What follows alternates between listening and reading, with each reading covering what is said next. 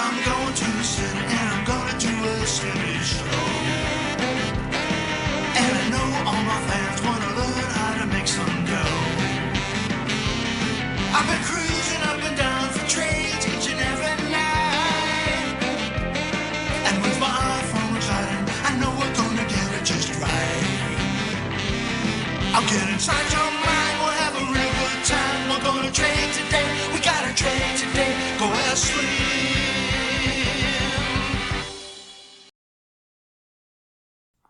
Hi, I'm Steve Miller. Call me Slim. And this is the askSlim Market Week.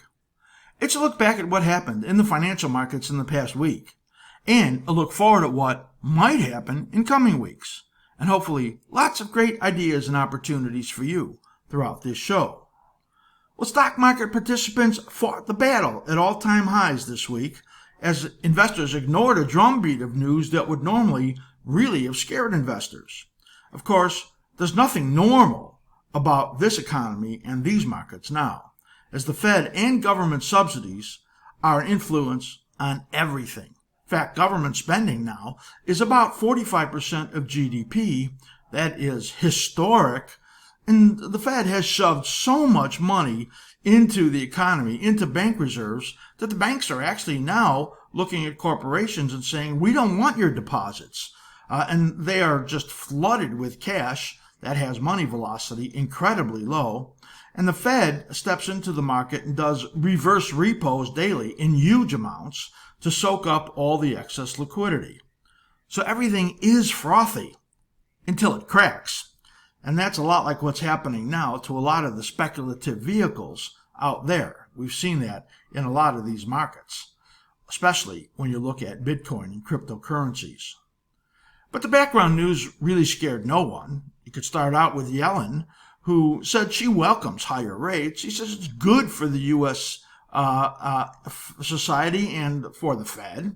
And I say, bring them on. Let's see how good they really are, because this economy is being held up by that funny money. The G7 got together and they agreed to a 15% minimum corporate tax rate. The question is, can they really get it passed everywhere? Will it stand up?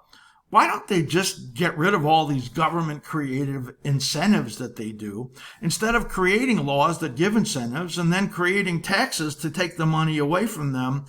It's so crazy what they do. It's just better to stop subsidizing everything. By the way, in case you didn't know, the most subsidized company out there is Boeing. Cryptos, well, they cracked Tuesday about 8 to 10% as the government seized back part of that pipeline ransom that was paid in a Bitcoin. They supposedly cracked that encryption key, and that's supposed to be what can't happen. So the cryptos, they fell very hard because maybe they're not as secure as they're selling it. And then there's El Salvador, that tiny little country that is making Bitcoin their regular currency, making it legal in that country. So that gave reason for a little bit of a bounce in the cryptocurrencies.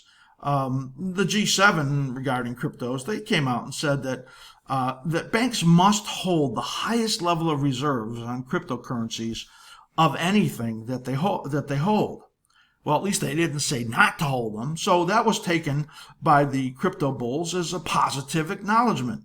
Pretty amazing. So all of that got Bitcoin to bounce from where it had traded down to about 31,000 a number of times and traded all the way up over 38,000, right now sitting slightly under 36,000 as we record this video at midday.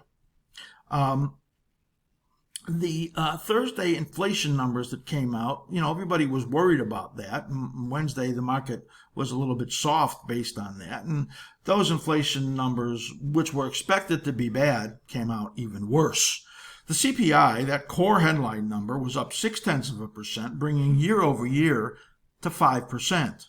The core up 0.7%, much more than expected, brings the core year over year rate to 3.8%. Remember, the Fed's target is 2%, and that 3.8% annual rate is the worst or the highest since '92. The Fed, they must have their heads neck deep in that punch bowl that they're passing the drinks out of, and they must have a snorkel on to be able to stay in that bowl so long. When the markets didn't fall, actually, on that inflation news, well, that encouraged the buyers, and they came in again on Thursday, and there was a large upside spike in the market, and the S&P 500 then did make an all-time high. And even the NASDAQ and the Russell, which have been laggards, are catching up, and they're approaching that all-time high also. Friday here, a very quiet day. Small upside move, brought a little bit of selling, the market mixed.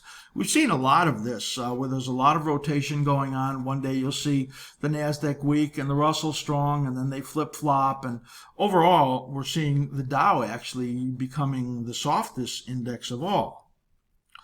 I think one of the most important things to look at right now, when we look at this big picture of action in the markets, is the action in the Treasury market. There was huge demand during the auction this week, and bonds are moving up pretty strongly, yields falling, and that's in the face of this massive stimulus. 3.8% core inflation rate, a GDP that is expected to grow for the second quarter at a rate of 9.5%. These are huge numbers. That should be scaring the bond market. But of course, the bond market, which had yields move up from 40 basis points to 1.76 on the 10-year, now has fallen down below 1.5%. Well, how does that make any sense? Well, I think two things are actually happening. Investors know that a taper is coming. You can't have the government at 45% of the economy. You can't have all of this stimulus going and these high inflation rates without at some point sanity coming back to these leaders and then changing it and QE ending. And I think that's going to happen not too far in the distant future. In fact, I would guess the next meeting that they have, we're going to start to hear that there is a taper coming. And I think that some of the things they've been saying has been kind of preparing the markets for that taper. I mean, 45% of GDP for the government spending is outrageous.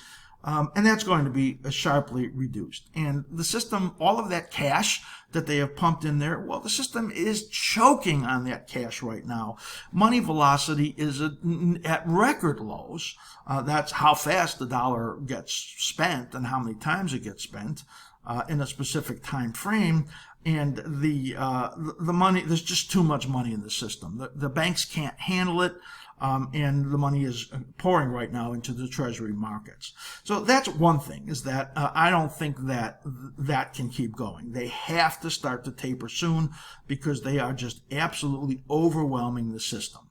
The second thing is I think big money is sneaking out of the stock market. While those novices are out there, the people that have probably never even seen a bear market are chasing these meme stocks, chasing these speculative things like Bitcoin and other cryptocurrencies and NFTs and SPACs, all of these stocks that move up, 30 and 50 and 100% in a day. That's what's holding the market up right now, is this massively speculative fervor. And I think that they're getting ready for a sizable pullback. And that's why the money is starting to move into the bond market ahead of that. So what they see coming for stocks, well, I see it too. We've talked about it now for months, that we thought the market would rally into June outside of a modest correction that we expected, and then we get into a period that looks much riskier. I think that period is just out in front of us, and I'm going to show you the timing on that as we get to the end of the show and I do the analysis, and I'm going to show you some really interesting analysis coming up, not only on the stocks on the market and why I think the S&Ps will be topping soon, but also the 6 key market leaders that I think are important. So coming up is analysis on 6 stocks that are big market leaders that are in very bad patterns and ready to drop. And I'm going to show you in the intermediate view of the stock market and the VIX, the timing that I think is going to come up for a peak that is very likely just out in front of us for the stock market. For the week, the stock market, we'll call it mixed right now. S&P 500, up less than 0.25%, about unchanged. The NASDAQ and the Russell up close to 1.5%. So like I said, they were gaining some ground. And at the same time, the Dow Jones Industrial Average down about 1%, as there is some big cap selling in there. And that's what I'm going to show you, is some 6 big cap stocks that are very likely to have drops coming up. Bond market, big gains, 30 years up 1.75 points. The 10-year yields fall 10 basis points, and they're down to about just over 1.46%. And if you watch Future Speak, and those of you that have not seen our Future Speak show, we're in our preview week, and I'll talk more about that. And we posted it up on YouTube, and I think that we're going to see yields down to about 1.37%. Before this bounce in the bond market is over with. Gold drops down for the week. Gold weaker than the silver market. Gold loses about $14 as of now. Silver up about 22 cents on the week. And silver's the strongest of all the metals. And if you watch that Future Speak show, you'll see that I give the analysis for platinum, which is also the weakest of all the metals. Dollar gets a big gain here on Friday. And for the week, up about 0.5%. And the oil market, super strong. So interesting news came out. There was a news blip that pushed the oil market to the downside. And it was reported that U.S. lifts the sanctions on Iran oil. The only problem was that they only lifted the sanctions on oil officials. They did not lift the sanctions on Iranian oil, and in fact, the story is coming out really is that Iran sanctions are not going to get lifted on anything very soon, and they're going ahead very strongly with their nuclear program. So there's a lot coming on that. And when that all cleared up, the oil market, which was pretty sharply lower, rallied back strongly, and now at the end of the week is up about $1.70, really strong, $1.60, $1.70, trading up. It was up over $71. And those of you that followed us, and you'll see our analysis on Future Speak, we are still even looking for higher prices. That's the opening of the show. I think that you're going to really enjoy what is coming up in this next couple of segments. That we look at some very, very key charts and key stocks and some very important lessons that I'm going to give you, well, starting right now. I want you to go to the askSlim.com site, explore that, subscribe to the site, make sure you become a free member, and you're going to participate in our preview that's going on right now. If you are watching this on YouTube, please do subscribe to the channel, click the notification bell, and you'll know what we are giving. As far as clips and specials that we do on YouTube, make sure you give this video a thumbs up, like this video, and if you follow us on Twitter, follow us at askSlim. And if you need any information on anything that I'm showing you today, memberships, questions on huge offerings, you can write to Matt at askSlim.com. All right, we're going to talk about 6 market leaders ready to drop.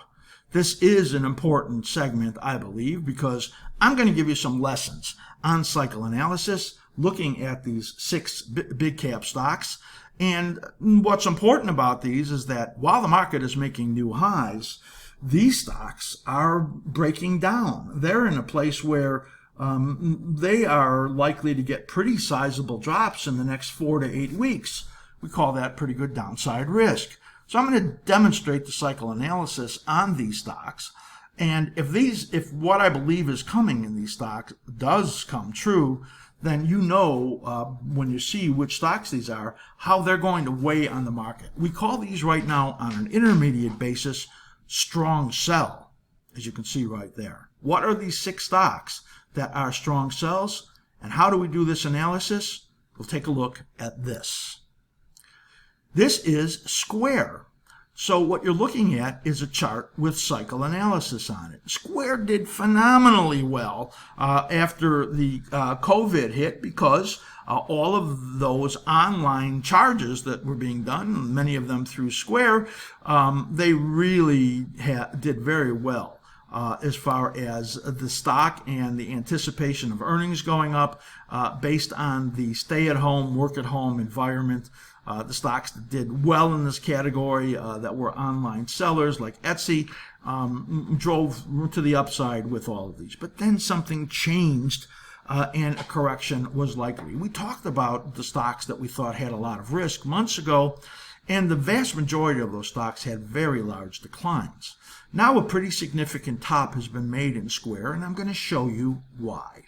So the first thing I want you to see is that we're looking at a 10-year weekly. Now I zoomed in this back in here we're only going to look in here over these last couple of years to get an idea of the cycle analysis. What is cycle analysis? Cycle analysis is the rhythmic motion in the stock market, in any market, where you're looking at phases where the stock gets bought. We call it a rising phase, phases where the stock peaks, phase where the stock declines, a declining phase, and phases where it begins to rally again in the new rising phase. This cycle analysis I have studied since 1975 and have done a workshop on it. You can learn more about that by going to learn about our cycle analysis workshop at askSlim.com. Go to that go to the workshop tab, and you'll be able to see 2 workshops that we have there. So you can see in here that this upward movement was extremely strong. These average cycle lengths are 18 weeks. That's a cyclical period of 18 weeks, where the average advance and decline bottoms every 18 weeks on average. Some are longer, some are shorter. There is variance between them, and it's our job to understand. When you get rising patterns like this, where the highs and lows are much higher, that makes your uptrend. This is the 13-week moving average, and it often follows that. And when it moves very far from these moving averages, the 13 or the 34-week moving average, it often comes right back down to it, as you can see right here, as the 34-week is often a magnet. Then we broke down in here and we made a double top. So this cycle was the last part of the rally, and then the next rising phase was very short. It only rallied into the 5th week. You can see these were much longer, as long as 15, 16 weeks on the upside, but this one only rallied to the 5th week and made that double top. When it came down, it broke the key low right over here, and this low here is on the 10th week. So if the average cycle is 18 weeks to the next low, well, let's say it's 16 to 20 weeks, then you would expect that here we are 13 weeks off of this last low, that the next 3 to, say, 8 weeks are going to be down below this level. So our targets in here are at very best getting down under 190 in the next 3, 4, 8 weeks, and potentially down here to this support here at about under 160. So you can see in here how we do these projections. This is the low timing range, plus or minus a few weeks from the ideal, and that's how we project it down in here. We create the supports and resistances through what we call swing high, swing low analysis. If you become a level 2 or higher member, you can get our complete library, and we have some videos in there on how to create these support and resistance areas. Look how it hits the supports and goes up in positive configurations, and look how here it's coming up and stalling at the resistance level. In addition to that, we have our momentum condition in here, which is now negative right over here, which is called our reversal scout. We use the reversal scout and we use the slim ribbon or slim ribbon PO as our very, very powerful indicators that tell us about momentum conditions. Right now, the momentum condition in here is negative. The cyclical configuration is negative as you've come down here to the 10th week back to this low, and the likelihood of a decline over these next several weeks down to 190 or down to under 160 is very high. The probability is 70-80%. for that decline. That is a very negative condition. And with being that Square was one of the market leaders, this stock, you can see, and very widely followed, is likely to put some downside force in the stock market. So I wanted to show you that, the cycle analysis, the rhythms in the market, the upward conditions, and again, look at these green arrows here. Upward cycle, positive cycle, creating a negative cycle and the likelihood of further decline. This shows you the energetic shift as the dominant energy is on the upside. Now the dominant energy comes to the downside. This is a big evening star. This is a shooting star. All of that telling you there's resistance at those areas and the likelihood of moving down and failing from this resistance area. Square, in our opinion, is a strong sell right now for intermediate traders. Now let's take a look at the other stocks. I'll go a little faster on that because I want you to see these important key stocks. The next one we're going to do is Nike, NKE, and then we'll do Netflix, and you'll get the idea.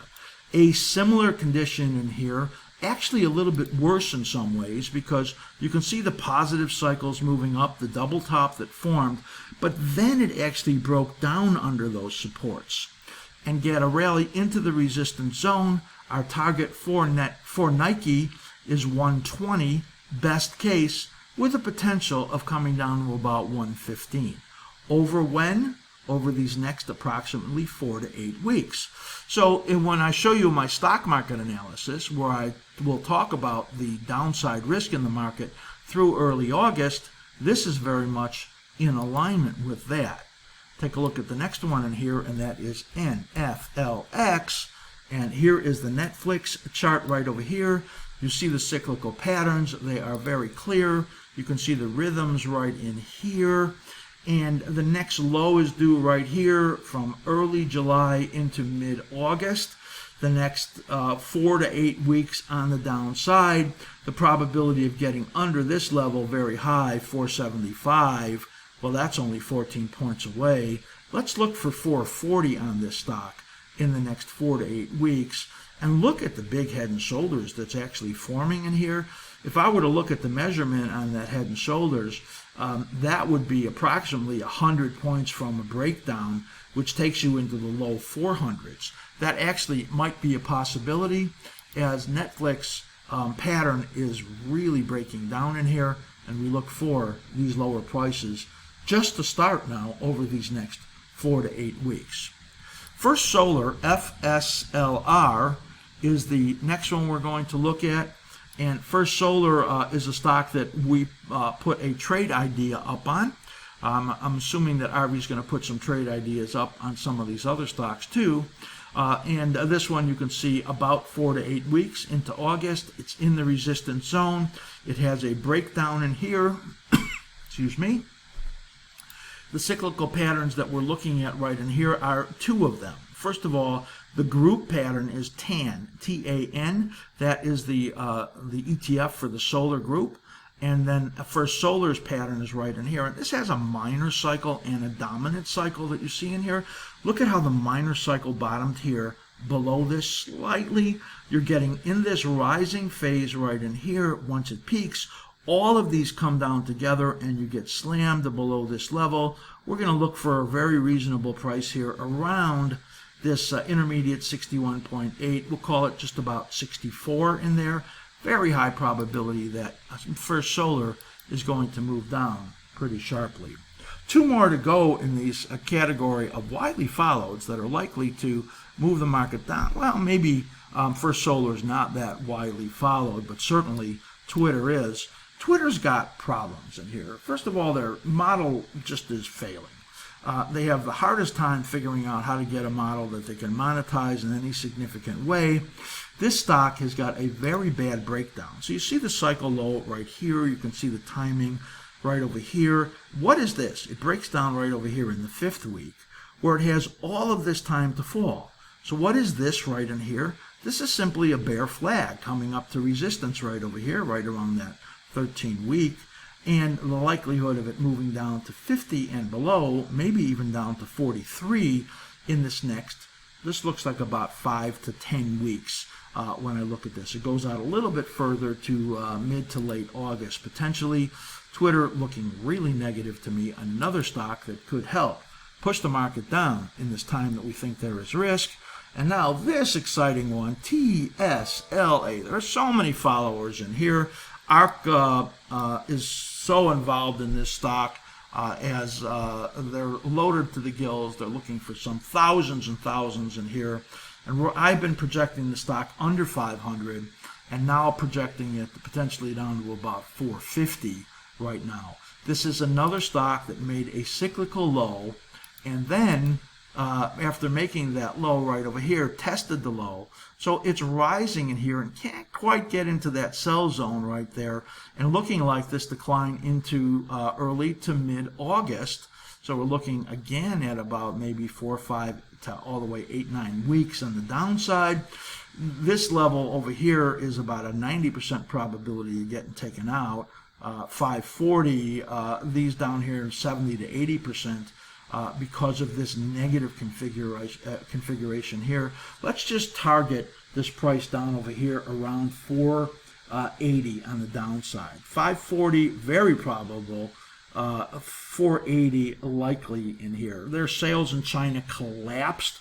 They got a rebound in there on it, but their Model S Plaid was released. That rollout not helping at all.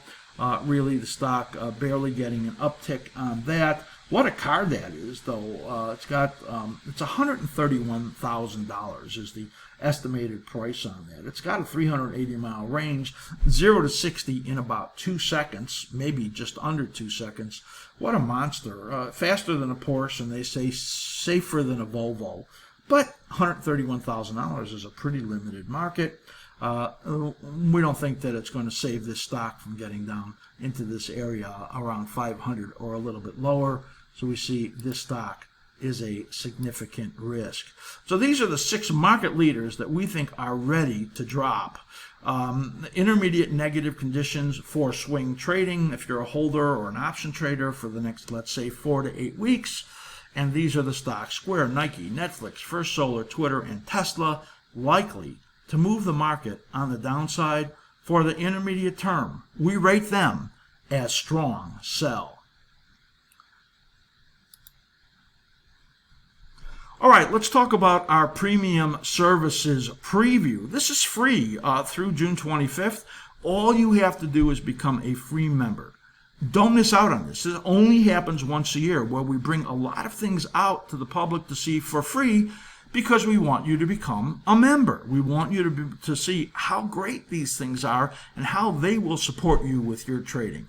SIR Daily Snapshot. This is comes out after the close. Fantastic information on all of the indexes. Stock Index Report Daily Snapshot.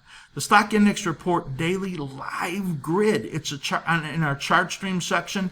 15-minute charts that gives you support, resistance, the acceleration zones where it's likely to get big moves. You got to catch the bigger moves to be able to make money. And we show you where those likely impulses will be. You'll be able to see which of the indexes is stronger or weaker, where they're likely to stop or reverse. Fantastic information. You'll get our S&P 500 live stream.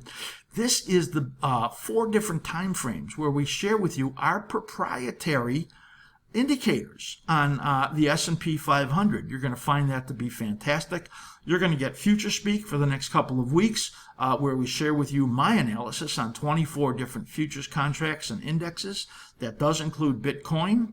You're going to get our daily trade ideas, which Arvi is doing a fantastic job on this. And he gives you a video and teaches you cycle analysis on it every single day. You'll get our Slimulator ranking system, the 84 best stocks with all of our information on there, including our weekly and daily charts, and our Slimulator momentum tracker. 1,000+ different symbols on there for longer-term holders, position traders, investors, with fantastic momentum condition information on there. Know the condition of the stock or index that you're trading for the longer term. Fantastic. All of that for the next couple of weeks Free. You don't need a credit card. You don't need anything.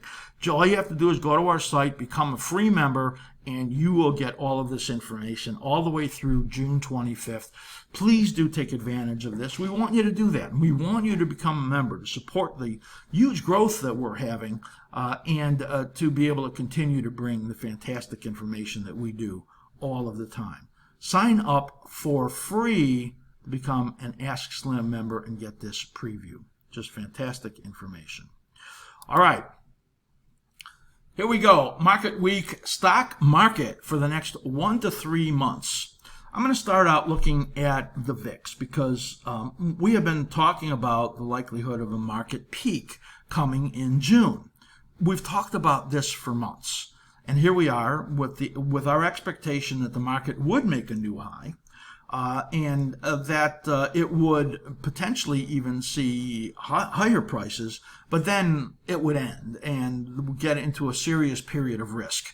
We think that period of risk is just out there. And if you didn't catch the segment that I just did on 6 of the important market leaders and how negative they are, then I think you should look at that because it's supportive to the fact that between now and August, there's likely to be a pretty significant pullback in the market. Whether that be a big bull market top or just a correction, well, that doesn't really matter. What matters is there's something not too far out there that's likely to see the market moving to the downside. Let's take a look here as we switch over from Tesla, which I just showed, over to the VIX. Now, I'm looking at cycle analysis on the VIX. People would look at this and say, what is that chart if you've never seen it before? Well, this is cycle analysis, and this shows the harmonic families on the VIX. In other words, when is it likely that there will be an upside pop in the VIX? In other words, demand for puts, because implied volatilities go up, and when is there going to be a likelihood that the VIX goes lower? Well, this big uptick that you see here in the VIX, of course, was the COVID panic, where we got up here into the 80s in implied volatility. That came right where this bottomed. You can see where there were 1, 2, and 3 cycles that were entering into rising phases, where you got that. So if you look at where 3 of them enter into rising phases, here you got this upward move right in here. These were pretty subdued in a very strong market condition. Then you got this panic. You got this up move here in this second part of this cycle right in here. And now we are getting right in here, where we're likely to get another upside move in implied volatilities. This is probably not going to be one that lasts an exceptionally long period of time.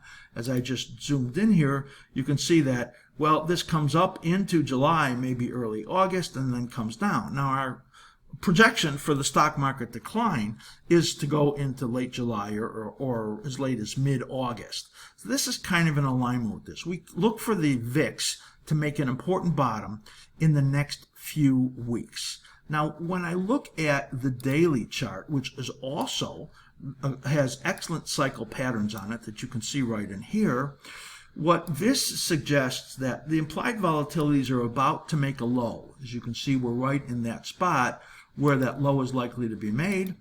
And then there's another low out over here, which comes somewhere out towards the end of June. So maybe you get a brief pop here in implied volatilities, and then you settle back again. It's really somewhere around the end of June that it feels like market acceleration to the downside could come. Looking at this, I'll show you the side-by-side right in here, and you can see that we are in this period right here where we're in the next few weeks likely to start to see sizable upside move in implied volatilities, and right in here a potential upside move in implied volatility, and then some important lows coming around the end of June in the VIX, which says that July is very likely to be a period when implied volatilities move up sharply and the S&P 500 and the rest of the markets move down pretty sharply. That's what we're looking for, and implied volatilities are telling that kind of a story. So there's that weekly right there. How does that line up with the S&P 500? So here is the SPY index right in here, and we were looking for a modest correction here into May, and then we were looking for another rallied to new highs. So that's this cycle right in here, the modest correction. It bottomed a week or two earlier than we expected. We thought it would get down as much as 4%. It got down about 4.2%, and then began to move up again. We got up to 424.63. We expected it to test that high or get a little higher, and we said potentially up to the 430 to 432 area in SPY before it moves down. 423 was our target, 430 to 432 a possibility in the SPY. That is still the case. Momentum in here was strong. It is now flattening out. This is our reversal scout, giving a little warning of a stalling right now. But again, we see nothing negative. All time frames are still positive as far as momentum goes. Once this is over with here, we get into the period of risk where these cycles come down together. You can see right in here, this was a 10.8% decline. This was a very strong period. It fell just slightly less than 6%. And this one right in here coming up, we're expecting an average correction into this August period of about 11%. If I look a little bit further out on the charts in here, you can see that where you look at the time period in here where these cycles were bottoming, well, that happened to coincide with the COVID panic, and it was a 35% decline. This one only 6%, as you can see right over here. So it's pretty normal for this one here was 7% right over there. And it's pretty normal for the market to decline, 10, 11% for corrections, and that's what I think is going to happen, even if it's not a bull market peak. And we won't know that until we get this corrective period behind it, and then we get another rally to see what that one looks like. But the risks are starting to grow, and sometime in June, we expect this market to peak and then to get into a correction. If you did not watch the segment I did on these important stocks, 6 important stocks, go back and watch that. Because I think that the timing of the declines and the fact that they've already broken down is in alignment. We have stocks that are going up that are just crazy valuations in the speculative category, and then we have the bigger cap stocks that are stalling or breaking down. That's an important aspect of this market. The Russell moving up, catching up, getting up near that high because they're buying the speculative stocks, but they're all going to move down together. And the first hint of any tapering coming on in the stock market's going to give it up quickly. This is what we consider to be a topping period that we're in, and right now I'm just simply anticipating it, and there is no sign of it yet, and the SPY getting up to 40.30 to 40.32 is possible first. Everything's still in good shape, and we believe that June will see things change, and July will bring downside action. Whether or not our anticipation that this makes the first half peak for the year, I guess we'll still see. But that's what we're still calling for, that the top of the market for this year is being made right now. That is a look at the SPY, a look at the VIX, and the look at the stock market for the next 1 to 3 months, and maybe further out there. I hope you have found this show to be amazingly interesting. I want to remind you to please do go to our website and explore it. If you're new, become a free member, get that PSP, that's the Popular Service Preview, for free. Subscribe to this channel, click the bell so that you get notified. Make sure you give us a thumbs up on this video, and watch our other member videos in the playlists there. You're on Twitter, follow us at askSlim.com, and any questions that you have, please do send them to Matt at askSlim.com. I want you to be incredibly careful. It is so crazy out there, and I'm always wishing you great trading. Well, I'm going to the city and I'm gonna do a city show. And I know all my fans wanna learn how to make some dough. I've been